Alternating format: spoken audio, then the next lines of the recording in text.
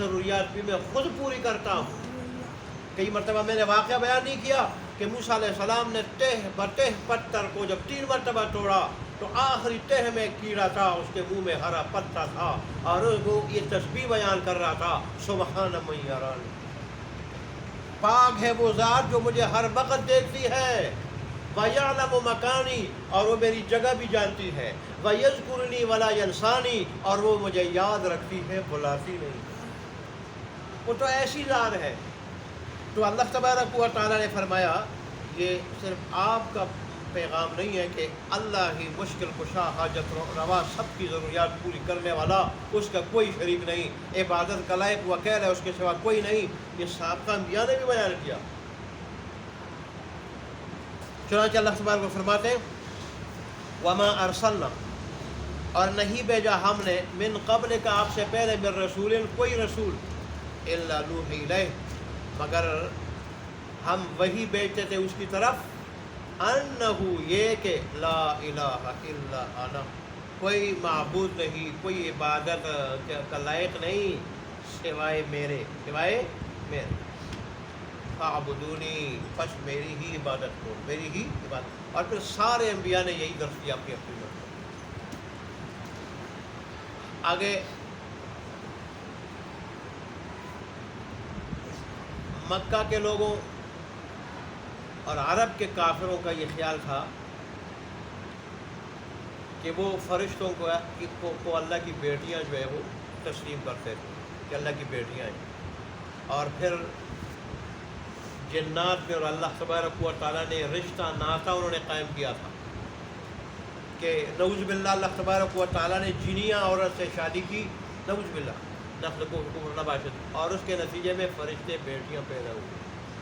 تو اللہ نے فرمایا بدبختوں، خود کو بیٹیاں پسند نہیں کرتے ہو، تمہارا عجیب انصاف ہے، مخلوق ہو کہ بیٹیاں پسند نہیں کرتے ہو۔ کسی کے گھر بیٹی پیدا ہو جائے تو اس کا چہرہ سیاہ ہو جاتا ہے، اور پھر لوگوں سے چھپا پھرتا ہے، یہ سوچتا ہے کہ ابھی مٹی میں اس کو گاڑ دوں، اور اسی طرح سر جو ہے نا وہ کیا کروں، لوگوں کے سامنے فخر سے بلند کروں، اور یا پھر کیا کروں، اس کو رہنے دوں اور لوگوں میں گردن جھکا کے پھرتا رہوں۔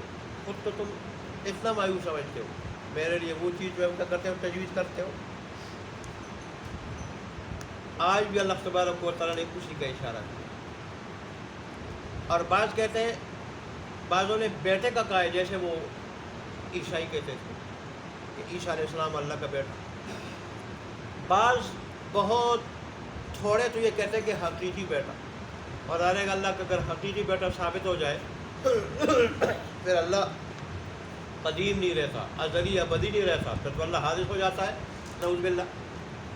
تو اللہ کا حقیقی بیٹا کوئی نہیں۔ عیسائیوں میں بہت کم کا یہ عقیدہ ہے۔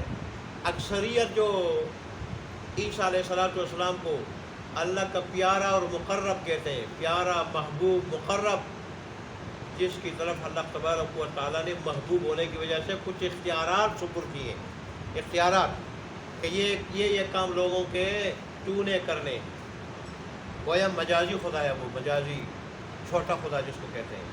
اللہ نے اس کی تردید کی کہ نہ حقیقی اولاد ہے کوئی، اور نہ جو اللہ تبارک و تعالیٰ کی طرف مجازی اولاد ہے کوئی، کہ اللہ کا کوئی مقرب پیارے کو اللہ تبارک و تعالیٰ نے کیا کیا، اولاد کی طرف محبوب تھا تو اللہ نے اختیارات سپرد کر دیے۔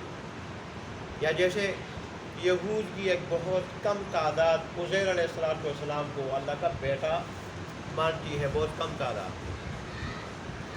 تو اللہ نے اس کی بھی نفی کی۔ اور فرشتوں اللہ کی بیٹیاں ہیں، اللہ نے دوسری جگہ اس کی نفی کی۔ اور ویسے یہاں بھی نفی ہو سکتی ہے کہ ولد جہاں بیٹے کو کہا جاتا ہے، ولد مطلق اولاد کو بھی کہا جاتا ہے، جیسے میراث کے باب میں اللہ نے ولد کا لفظ ذکر کیا ہے، مراد اولاد ہے مطلق، دونوں چیزیں۔ لیکن وقالو، اب کہتے ہیں یہ لوگ، اتخذ الرحمن ولدا، یہ بنا لیا رحمان نے بیٹا، سبحانہ، وہ سے پاک ہے، اس کو بیٹے کی کیا ضرورت ہے؟ بیٹے تو وہ لوگ چاہتے ہیں، وہ مخلوق میں سے میرے وہ انسان چاہتے ہیں کہ جو نسل چلنے کے محتاج ہوں، کہ میری نسل چلتی رہے، باقی رہے، قائم رہے، اور یا پھر بڑھاپے میں سہارا بن جائے۔ میں ان دونوں چیزوں سے بے نیاز ہوں، مجھے کیا ضرورت ہے اولاد کی؟ دونوں چیزوں سے میں بے نیاز ہوں، میں غنی ہوں، بے نیاز ہوں۔ بل عباد مکرمون، بلکہ فرشتے جو ہے وہ میرے معزز بندے ہیں، معزز. لا یسبقونہ بالقول، وہ اللہ تبارک و تعالیٰ سے سبقت نہیں کرتے بات میں. کیا مطلب؟ اس کے حکم کے بغیر کوئی بات نہیں کرتے، اللہ کی اجازت کے بغیر کوئی بات نہیں کرتے. اللہ اجازت دیتا ہے، حکم دیتا ہے تو وہی بات کرتے ہیں اجازت. وَهُمْ بِأَمْرِهِ يَعْمَلُونَ، اور وہ اللہ تبارک و تعالیٰ کے حکم کے مطابق عمل کرتے ہیں. اللہ کا جیسے حکم ہوتا ہے تو تعمیلی حکم کرتے ہیں، اللہ کے حکم کے خلاف کوئی عمل نہیں کرتے وہ. اور اللہ یعلم ما بین ایدیہم وما خلفہم، جانتا ہے جو کچھ ان فرشتوں کے آگے اور جو کچھ ان کے وما خلفہم، جو کچھ پیچھے. اللہ ان کی پیدائش سے لے کے آیت کے نزول تک، آئندہ تک جو بھی حالات ہیں وہ اللہ جانتا ہے. وہ تو مخلوق ہے، مخلوق ہے. وہ میری اولاد جو ہے وہ کیسے ہو سکتے ہیں فرشتے؟ ولا یشفعون، اور وہ کسی کی سفارش بھی نہیں کرتے. الا لمن ارتضی، مگر اسی آدمی کی، اسی شخص کی کہ جس کو اللہ پسند کرے، جس کو. اور اللہ مومن کی سفارش کو پسند کرتا ہے، ایسا مومن جو گناہگار تو ہو پر مشرک نہ ہو، پر مشرک نہ ہو.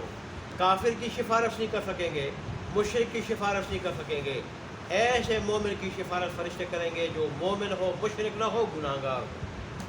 جیسے رسول اللہ نے خود فرمایا کہ میں شفاعت کروں گا، سفارش کروں گا گناہ کبیرہ کا ارتکاب کرنے والے لوگوں کی. صغیرہ گناہ والے وہ تو اللہ ایسے ہی معاف کر دے گا، صغیرہ گناہ ایمان والوں کو ایسے ہی معاف کر دیتا ہے. یا نیکیاں جو ہیں، نیکیوں سے صغیرہ گناہ خود بخود کے ہو جاتے ہیں، معاف ہو جاتے ہیں. ایسے ہی فرشتے بھی کبیرہ گناہ کرنے والوں کی سفارش کریں گے. ایسے انبیاء بھی اور ایسے دیگر ایمان والے جو جہنمی نہیں ہوں گے، گناہگار نہیں ہوں گے.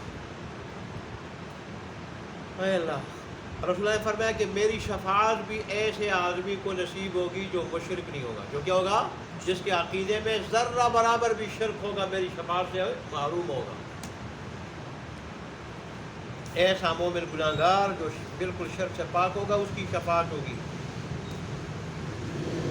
وَهُمْ مِنْ خَشْيَتِهِ مُشْفِقُونَ، اور وہ اللہ تبارک و تعالیٰ کے ڈر سے اور ہیبت سے ڈرنے والے ہیں، ڈرنے والے ہیں. ایک مرتبہ رسول اللہ نے جبرائیل امین کو دیکھا کہ ٹاٹ کی طرح عاجزی کے ساتھ زمین پہ اللہ کے سامنے پڑا ہوا ہے، بڑی عاجزی کے ساتھ. جبرائیل امین جیسا جس نے اپنے ایک پر پہ قوم لوط کی 6 لاکھ کم و بیش کی آبادیوں کو ایک پر پہ اٹھا کے آسمانی دنیا تک لے جا کے الٹا پٹک کے مارا، الٹا کے اور پٹک کے مارا. اتنی طاقت ہے، اتنی قوت ہے، وہ بھی عاجزی سے ٹاٹ کی طرح پڑا ہوا ہے. یہ تو انسان ہے جی، مزاج ہے اس کا. جب ماننے پہ آ جائے تو گوبر کو خدا بنا لیتا ہے، اس کو بھی پوچھتا ہے، اور نہ ماننے پہ آ جائے تو رب العالمین کا بھی انکار کر دیتا ہے. اللہ ہمیں صحیح راستے کی سمجھ عطا فرمائے. وَمَن يَقُلْ مِنْهُمْ، اور جو ان فرشتوں میں سے کہے گا کہ انی الہ من دونہ، میں معبود ہوں اللہ کے سوا، اللہ کے سوا یا اللہ کے ورے، اس کے نیچے چھوٹا خدا، فَذَلِكَ نَجْزِيهِ جہنم، تو اس کو ہم جہنم کی سزا دیں گے. کس کی سزا دیں گے؟ جہنم.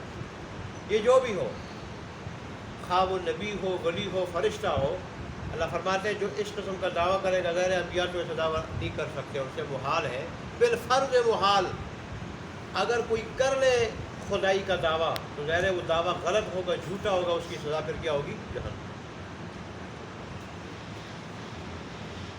کذالک نجزی الظالمین، ہم اسی طرح ظالموں کو سزا دیتے ہیں. اور ظالم، حقیقی ظالم کون ہے؟ والکافرون هم الظالمون، یہ سورہ بقرہ میں اللہ نے فرمایا کہ کافر ہی ظالم ہے اصل میں. اور ان الشرک لظلم عظیم، جیسے سورہ لقمان میں ہے کہ شرک بہت بڑا ظلم ہے.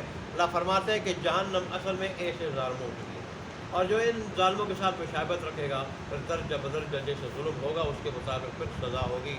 اللہ تبارک و تعالی ہمیں قرآن کو سینے سے لگا کے اس پہ مکمل عمل کرنے کی توفیق عطا فرمائے.